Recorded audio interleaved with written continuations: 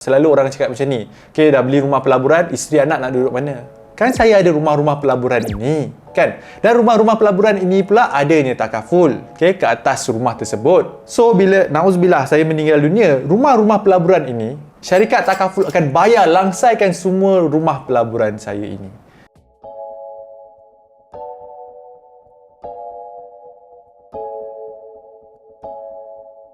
Hai, selamat datang ke YouTube channel Dr. Adam Zubir, Doktor Kewangan Anda. So, hari ini saya nak komen ataupun nak kongsikan kepada anda, okay, apabila kita menyewa dan kita pun ada juga rumah sendiri yang kita sewakan pada orang lain, berbaloi ataupun tidak. Sebab satu, kita yang kena bayar duit rumah yang kita sewa itu. Yang kedua, rumah yang kita ada tu pun kita kena bayar juga maintenance fee-nya, kos-kos tambahan lain lah. Dan kalau tidak ada penyewa atau belum ada penyewa, kita yang kena bayar monthly installment. Kan dah redundant, kena bayar rumah yang kita duduk sekarang, rumah sewa yang kita duduk sekarang pun kita kena bayar.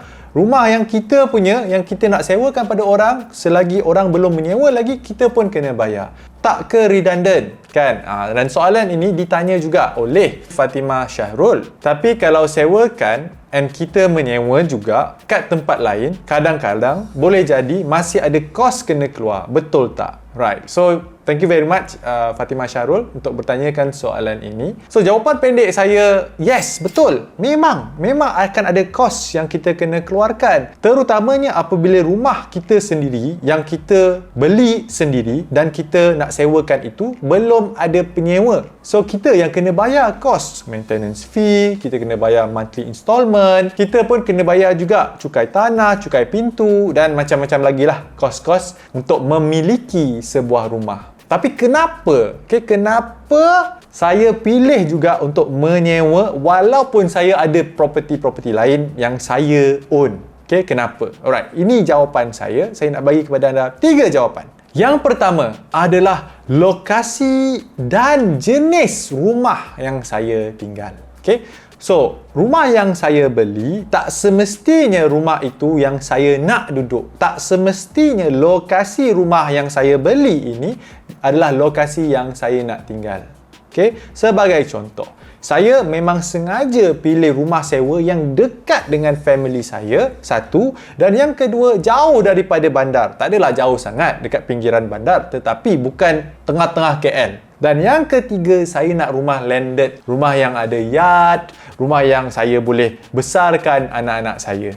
So, benda-benda ini, kriteria yang saya dah kongsikan kepada anda. Kalau saya nak beli untuk tinggal sendiri, kosnya adalah sangat mahal.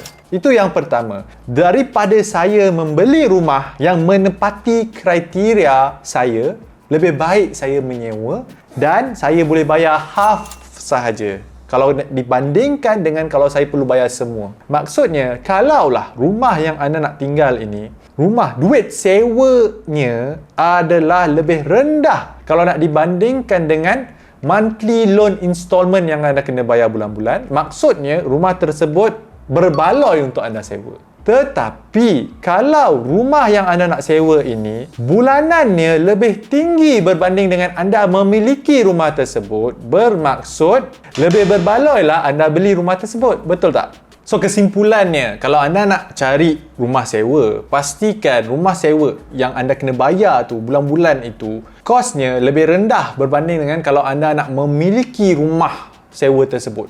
So, macam kes saya lah, iaitu saya hanya perlu bayar 50% daripada monthly loan installment kalau saya nak beli rumah yang saya duduk sekarang ini. Alright? Sebab yang kedua pula adalah komitmen kerja anda. So, pun sama juga. So, kalau anda nak beli rumah sendiri, let's say lah, anda tinggal di area Petaling Jaya. So, anda beli rumah kat area Petaling Jaya. Sebab kerja anda dekat Petaling Jaya. So, okey lah. Masuk akal, betul? Rumah kat Petaling Jaya, kerja pun kat Petaling Jaya. Tapi, kerjaya anda ni berubah-ubah. Tiba-tiba anda dicampak ke negeri Pahang ataupun ke negeri Johor. Dan nak buat apa? So, anda pun terpaksalah pergi ke negeri Pahang ataupun negeri Johor. So, anda perlu tinggalkan rumah anda. So, disebabkan itu, anda perlu mencari penyewa untuk tinggal kat rumah anda dekat Petaling Jaya ini sambil anda mencari tempat rumah sewa kat tempat lain. Problemnya apabila anda beli rumah kat tempat yang memang susah nak mencari penyewa.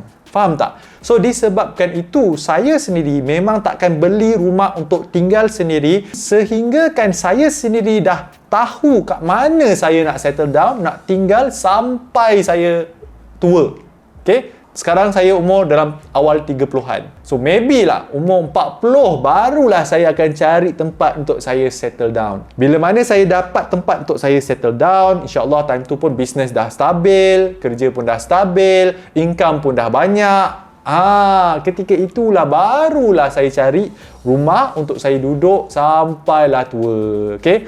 Ataupun dalam bahasa lainnya, rumah persaraan. Selagi mana saya tak confirm lagi saya nak menetap kat mana, selagi itu saya akan continue untuk beli rumah pelaburan, rumah yang sesuai untuk dijadikan sebagai pelaburan. Bermaksud rumah ini ada demand dari segi penyewa dan rumah ini pun ada potensi untuk naik dari segi value ataupun nilainya. Kenapa? Sebab dia dekat dengan public transport, mungkin new mall or new business, new office building yang akan dibina berdekatan dengan rumah saya, ataupun ada hospital ke. So benda-benda ni yang akan menaikkan nilai rumah saya.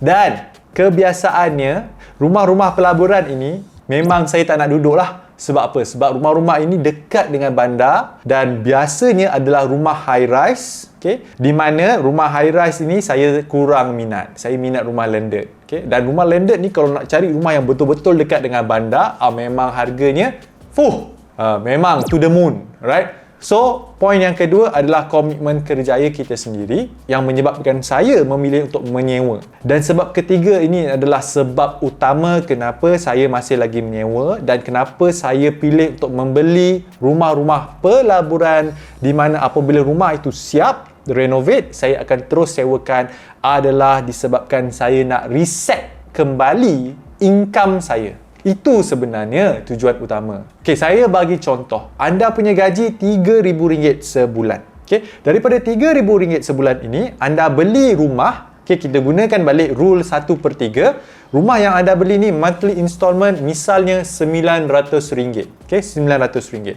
So gaji RM3,000, bayar bulan-bulan RM900.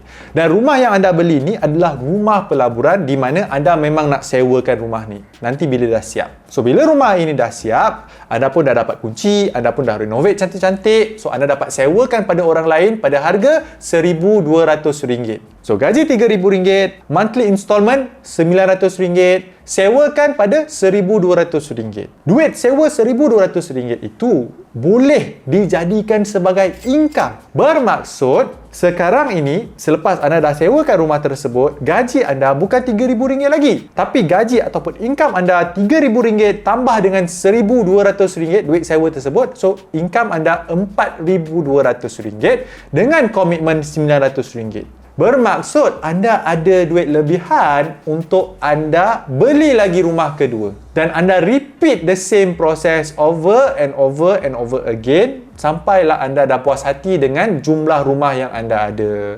Alright, so that is how you reset balik income anda supaya anda boleh beli lebih banyak rumah. Kalau anda beli rumah untuk tinggal sendiri, anda lah yang bayar monthly commitment dekat bank, income anda stagnan. The only way for you to increase your income adalah apabila kerja hakiki anda naikkan gaji anda. Itu sahaja.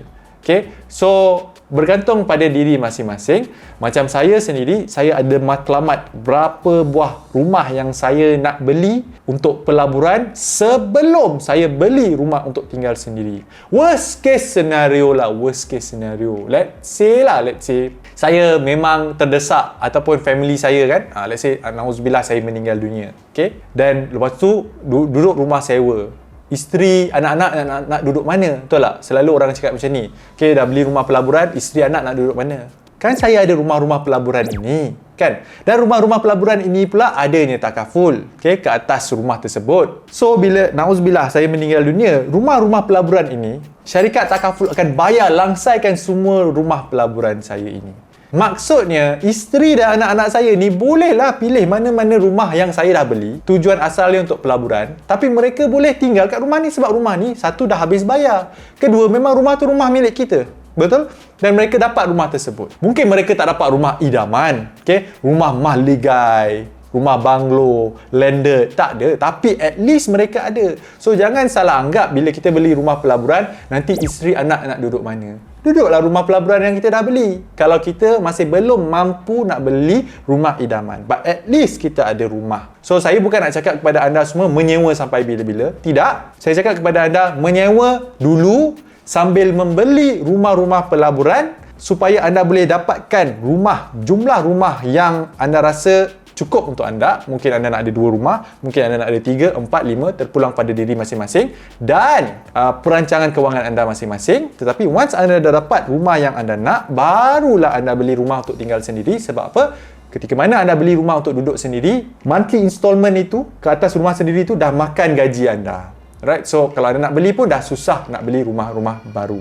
Harap saya menjawab soalan yang ditanyakan oleh Fatimah Syahrul. Itu saja yang saya nak kongsikan kepada anda. Jika anda ada soalan ataupun pertanyaan, boleh nyatakan dalam ruangan komen di bawah. Kalau tidak, jangan lupa untuk lawati YouTube channel saya, Dr. Adam Zubir, di mana saya dah kongsikan banyak tips-tips kewangan lain dan tips-tips pelaburan. Anda hanya perlu klik kat butang playlist. Dekat situ anda boleh pilih topik-topik yang anda minat. Dan saya akan jumpa anda dalam video seterusnya.